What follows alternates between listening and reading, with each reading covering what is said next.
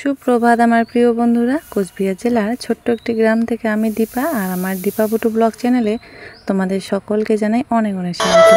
তো বন্ধুরা, তোমরা সবাই কেমন আছো? আশা করছি তোমরা যে যেখানে আছো খুব ভালো আছো, সুস্থ আছো। আমরা মোটামুটি ভালোই আছি। তো যাই হোক, সকালবেলা ঘুম থেকে উঠে পেঁপে লক্ষ্মীকে রাস্তার দিকে বেঁধে আসলাম। এসে রান্নাঘরের দরজা জানলা খুলে দিয়ে রান্নাঘর পরিষ্কার করার কাজে লেগে পড়েছি। ঘুম থেকে উঠিয়ে তো এটাই আগের ডিউটি, রান্নাঘর পরিষ্কার করা। তো রান্নাঘরের যতগুলো বাসন ছিল হাঁড়ি কড়াই এগুলো হচ্ছে বাইরে রেখে শুধু নেকড়াটা একটু ভিজিয়ে নিয়ে এসে গ্যাসের ওভেনটা এগুলো এখন একটু মুছে নিচ্ছি। তো সকালবেলা জল আনতে যাবো না, জলই আনবো না, জল আছে মনে করো এক বালতি আর 2টা বোতল আগের দিন এনেছিলাম, ওগুলো জলই আছে। তো এখন হচ্ছে কি বাসন কুসন সবগুলো হচ্ছে কি বাইরে বের করেছি, সেই জন্য ঘরটা মুছে নিচ্ছি আগে। মুছে নিয়ে যাব বাসনগুলো মাজতে। এদিকে বাসনগুলো মাজতে মাজতে আমার ঘরটা শুকিয়ে যাবে। দেবা ঘুম থেকে উঠে পড়লো। তো এখন হচ্ছে কি রান্নাঘরের সঙ্গে সঙ্গে বারান্দাটাও মুছে নিচ্ছি। বারান্দা মুছে নিয়ে সিঁড়িগুলো মুছে নেব। তো আজকে দেবা ঘুম থেকে উঠে আর কোনো কোলে উঠতে চায়নি, একা একাই উঠে খেলা করা শুরু করে দিয়েছে। যাই হোক, সিঁড়িগুলো এখন মুছে নিচ্ছে, একটু পরিষ্কারই আছে। কারণ কি বলো তো, আগের দিন হচ্ছে কি রাত্রেবেলায় খাওয়া দাওয়া করে আমি সিঁড়িগুলো মুছে রেখে দিয়েছি।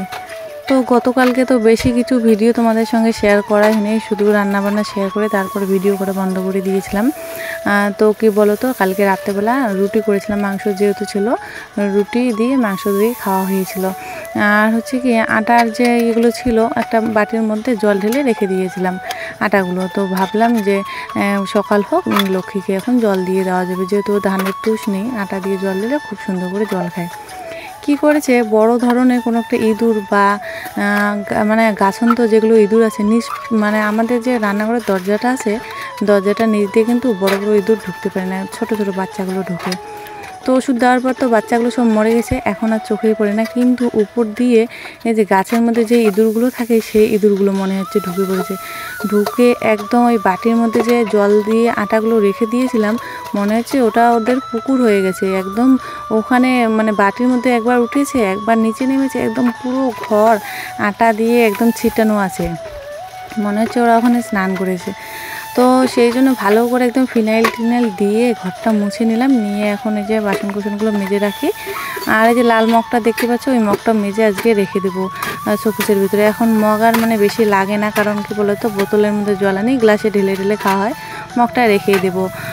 তো বাসনগুলো মাজা হয়ে গেল। এগুলো হচ্ছে সব এঁটো বাসন। এঁটো বাসনগুলো কালকেও মাঝামাঝি করিনি, ওভাবেই রেখে দিয়েছিলাম।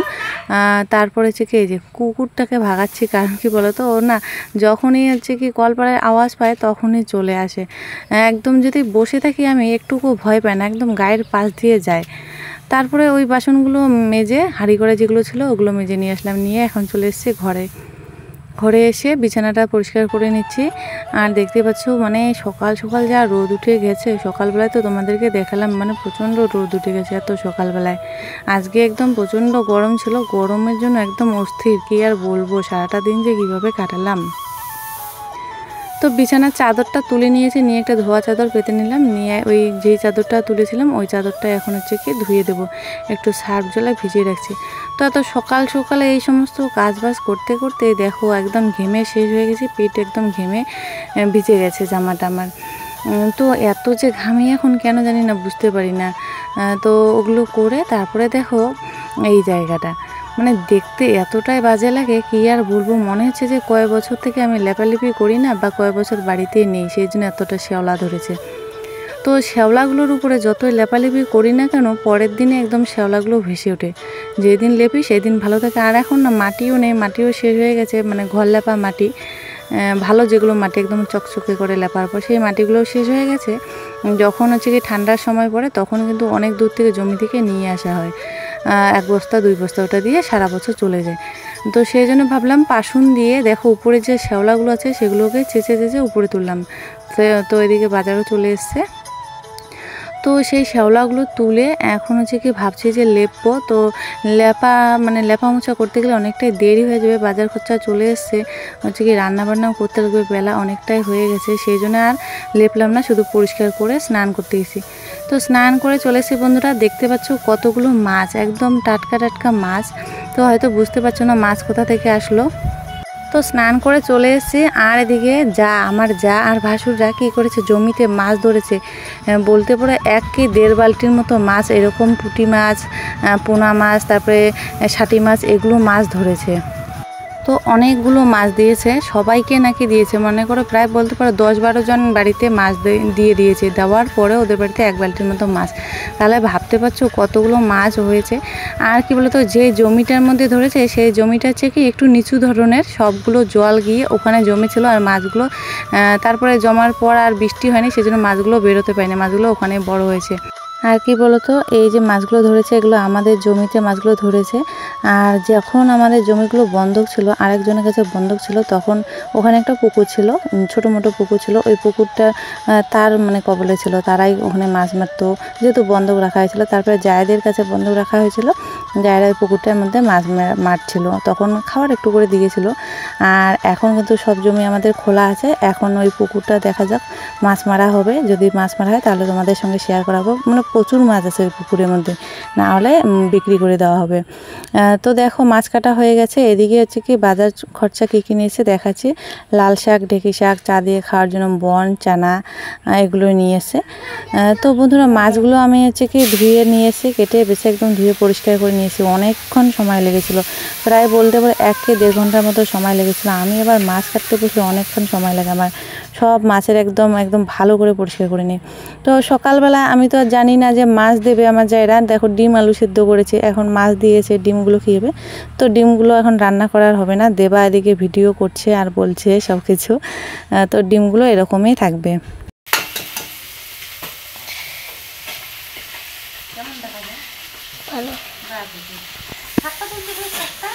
হ্যাঁ, শাক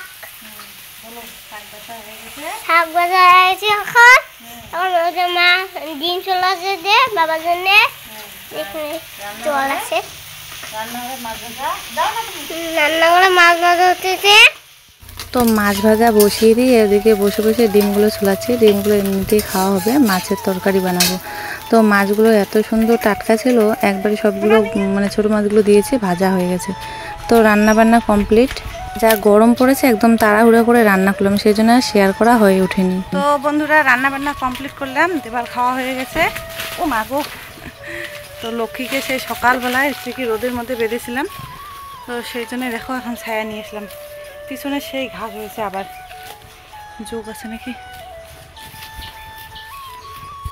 তো আজকে সকাল থেকে যা রোদ উঠে এসে দেখতে পাচ্ছ কি রোদের তেজ, এদিকে দেখাই যাচ্ছে না। তো সেই গরমও পড়েছে, রোদে উঠেছে, কারেন্টও চলে গেছে, 10টাতে কারেন্ট চলে গেছে। মনে হচ্ছে আজকে সারাদিন কারেন্ট আসবে না। এখানে লম্বা করে বাঁধি, খুব সুন্দর ঘাস হয়েছে, যে খাচ্ছে দেখো, আনতে আনতে খাচ্ছে।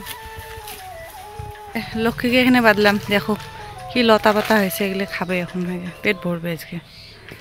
এখন ভাত খাবো, বাড়ি যাই। তো লক্ষ্মীকে পিছনে বেঁধে বাড়ি আসলাম। বাড়ি এসে হাত মুখ ভালো করে ধুয়ে নিলাম সাবান দিয়ে। ধুয়ে দেখো ভাত বেড়ে নিয়েছি। এখন আমি ভাত খাবো, যে মাছের তরকারি করেছি, শাক ভাজা আর মাছ ভাজা। তো ডিমগুলো তো বললাম এমনিতেই খাওয়া হয়েছে। তো এখন খাবো। একদম টাটকা মাছের তরকারি খেতেও ভালো লাগে, যেমন করে রান্না করো না কেন তেমনই টেস্ট হয়।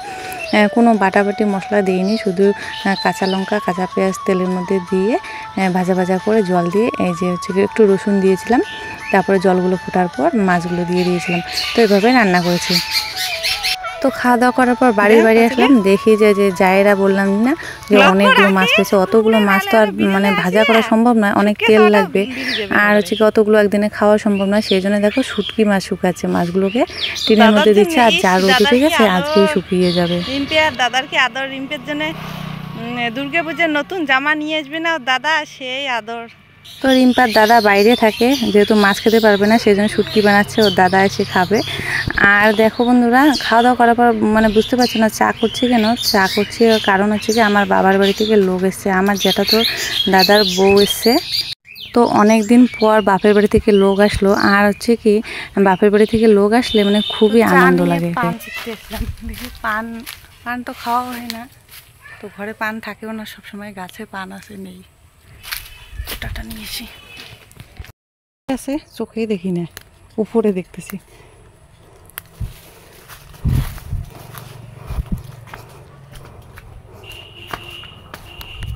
তো লাল শাড়ি পরা যে বউটা ওটা হচ্ছে আমার জ্যাঠাতো দাদার বউ, আর একজন বয়স্ক মহিলা ওটা আমার বাড়ির পাশে জেঠিমা হয়। তো অনেকক্ষণ গল্প করার পর বৌদিরা এখন বাড়ি যাচ্ছে। একটা নারকেল দিয়ে দিলাম, আমাদের গাছে নাড়ু বানিয়ে খাবে পূজার আগে আগে। বললাম যে খাওয়া দাওয়া করে যাওয়ার জন্য, তো দেরি করবে না, বাড়িতে বাচ্চাকে রেখে এসছে।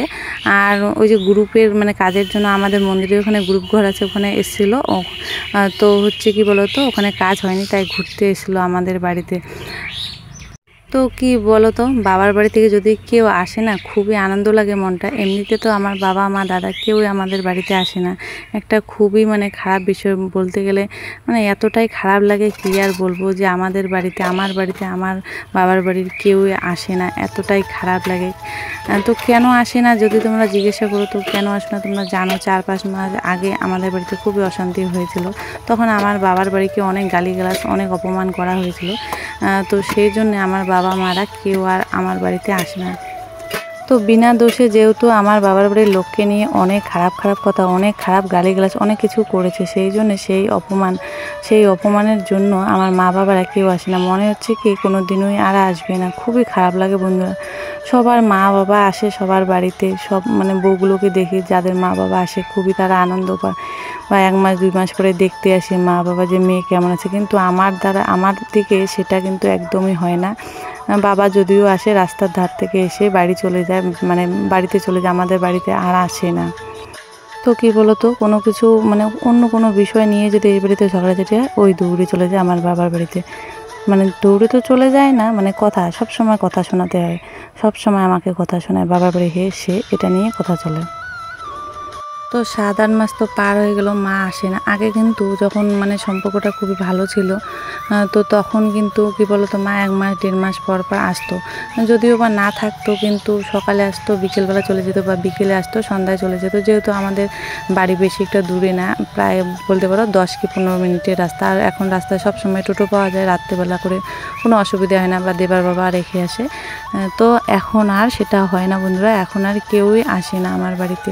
মানে এত একটা খারাপ বিষয় কি আর বলবো তোমাদেরকে, কি করে বোঝাবো যে আমার বাড়িতে আমার বাবা মা কেউই আসতে পারে না।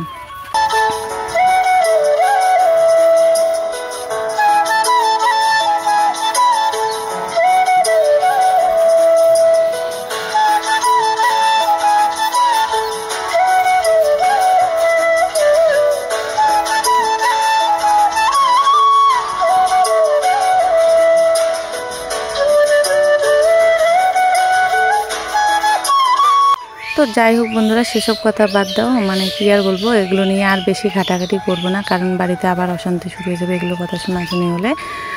তো যাই হোক, এখন কি করছি বলো তো, উঠান ঝাড়ু দিয়ে এই যে লাউ গাছটা দেখতে পাচ্ছ, মানে বালতির মধ্যে মাটি দিয়ে গাড়ছিলাম। তো তখন ছোটোতে খুব সুন্দর ছিল, আর এখন দেখো মরে যাওয়ার মতো হচ্ছে, কারণ শেকড়গুলো বেরোচ্ছে আর প্লাস্টিকের মানে বাইরে বের হতে পারছে না, সেই জন্য মরে যাওয়ার মতো হচ্ছে। তো ওটা মাটির মধ্যে লাগিয়ে দিলাম, আর তারপরে ফুল গাছগুলোর মধ্যে একটু জল দিয়ে দিলাম, কারণ কি বলতো, যা রোদ আর গরম, ফুল গাছগুলোও যেন কীরকম হয়ে গেছে।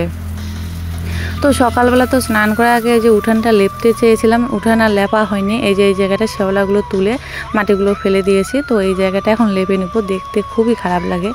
আর তো সেই জন্য হচ্ছে কি বাইরে থেকে গোবর নিয়ে আসলাম, আর তো গোবর দিয়ে লেপে নেবো, যেহেতু মাটি নেই সেই জন্য। আর গোবর দিয়ে লেপলে কী হয় বলো তো, যখন লেপবে তখন কিন্তু একটু কালো কালো ধরনের হয়, কিন্তু যখন শুকিয়ে যাবে তখন কিন্তু একদম সাদা ফটফটে হয়ে যায়। তো দেবা ওদিকে দাঁড়িয়েছে আর আমাকে বলছে, মা তুমি গোবর ধরছো হাত দিয়ে, তোমার হাতে আর খাবো না। হ্যাঁ, তো দেখো কি অবস্থা, মানে আমি গোবর ধরেছি জন্য আমার হাত দিয়ে নাকি আর খাবে না। তা মনে হচ্ছে কি আমি আর হাত সাবান টাবান দিয়ে ধুবোই না। তো যাই হোক, বাচ্চা মানুষ, ও কিছু বোঝে না যে গোবর ধরলে কিছু হয় না। তো যাই হোক, এই জায়গাটা লেপে নিচ্ছি এখন, খুবই এখন দেখো সুন্দর লাগছে। যখন শুকিয়ে যাবে তখন একদম সাদা ফটফটে হয়ে যাবে, খুবই ভালো লাগবে। তো আজকে সারাটা দিন ভালোই কাটলো, কী আর বলবো, মানে বৌদিরা আসলো, অনেকক্ষণ গল্প টল্প করলাম, চা করে দিলাম, চা খাওয়া দাওয়া গল্প আড্ডা। বৌদির একটা ছেলে আছে, ওর নাম হচ্ছে রাজ। তো ও যদি আসতো, ও যদি শুনতো যে আমার বাড়ি আসবে, যে পিসির বাড়ি আসবে, তাহলে ও নিশ্চয়ই আসতো। ও তো আর জানে না যে আমাদের বাড়িতে আসবে। ওর মা এসেছিলো এক কাজে, ওখানে কাজ হয়নি, সেই জন্য একটু ঘুরতে এসেছিলো। তো মাঝে মধ্যে এরকম করে যদি হঠাৎ মানে বাপের বাড়ি থেকে লোক চলে আসে, খুবই ভালো লাগে। মাঝে মধ্যে সময়টাও খুব ভালো কাটে। যাই হোক, বাপের বাড়ির লোকজন না আসে তা কী হয়েছে, তো হচ্ছে কি ফোনের মধ্যে সব কিছু যোগাযোগ হয়। আর এখন বন্ধুরা কি বলো তো, ওগুলো লেপালেপি করে যা গরম লাগছিল, মানে স্নান করে নিলাম, স্নান করে শাড়ি পরে নিয়েছি, শাড়ি পরে দেখো রেডি হয়ে নিয়েছি, রেডি হয়ে একটু বাইরের দিকে যাব। খাচ্ছি হচ্ছে মুখে হচ্ছে আমলকি একটু মুখে নিয়েছে, নিয়ে বাড়ির বাইরে আসছি। আর সকালবেলা যে দেখালাম রিম্পা হচ্ছে কি শুটকি মাছগুলো দেখো দিয়েছে, মাছগুলো দিয়েছে একদম শুকিয়ে একদম শুটকি হয়ে গেছে। কারণ কি বলতো, টিনের মধ্যে দিয়েছে, আর টিনের যা গরম আর আজকে যা রোদ উঠে গেছে, একদিনেই মনে হচ্ছে শুকিয়ে গেছে। একদিনে অতটা শুকায় না, কিন্তু মানে মানে অনেকটাই শুকিয়ে গেছে। তো দেখো যা আর ভাসুরের দিকে তুলছে, এই যে রিম্পা চলে আসলো ভাত খেয়ে দিয়ে, এখন রিম্পা তুলে নেবে। আজকে ওদের বাড়িতে শুধু মাছের তরকারি, মাছের ভাজা, মানে সব কিছু মাছের সব কিছু। যাই হোক, 2টা টিনের মধ্যে দিয়েছে শুকাতে, এদিকে একটা ওর মা বাবা তুলছে, এগুলো হচ্ছে রিম্পা তুলে নিচ্ছে। তুলে নিয়ে একটু রাস্তার মধ্যে হাঁটাহাঁটি আড্ডা মেরে হচ্ছে কি বাড়ি চলে যাবো। মানে বিকেলবেলাটা এভাবেই সময় কাটে, রাস্তার মধ্যে একটু হাঁটাহাঁটি করি, গরু ছাগল দেখি বিকেলবেলা।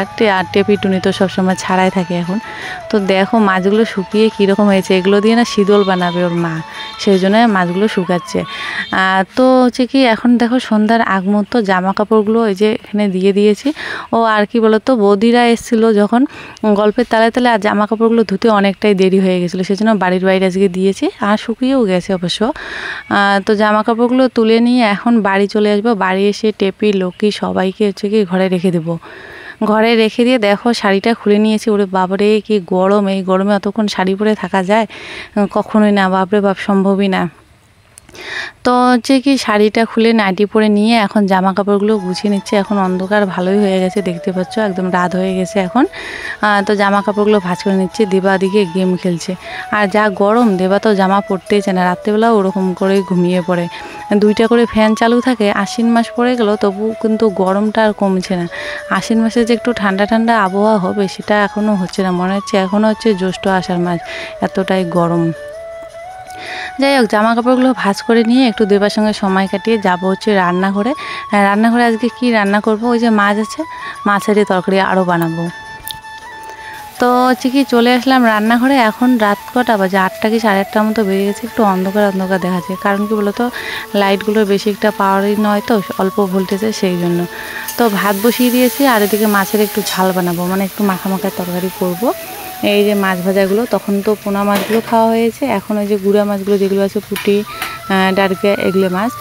তো মাছগুলো যে ভেজে রেখেছি ওখানে আছে বাটির মধ্যে। মশলাগুলো ভাজা হয়ে গেলে একটু জল দিয়ে মাছগুলো দিয়ে দেবো।